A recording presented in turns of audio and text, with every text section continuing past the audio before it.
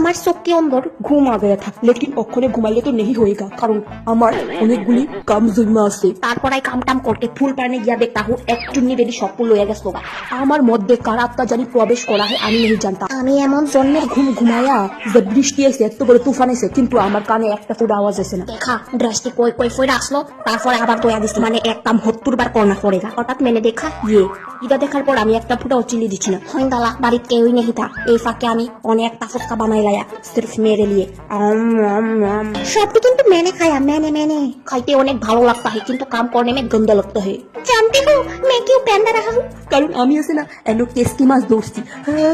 আমার পাও মাও সুইলা গয়া था গাইস। রাত্রে বেলা আমার বয়ফ্রেন্ড ভালোবাসকে আমার লিগে খাওন রাঁধতে পাঠায়া। ভিডিও খাইতেছিলাম তখন মা গয়া था मामूल बाड़ी से। वाओ कितना बड़का बैग लेके आया देखी तो जानते वाओ लिचू आंचे देखा खुशी नहीं हुआ खुशी हुआ सिर्फ हमार मोबाइल पे पाइसी देखा फाइनली অনেক খান পর আজকে মোবাইল টিপতে পারবো কারণ বুরসাটা সময় তো আমি আমার নিজের নেট শেষ করে বইয়া রইছিলাম।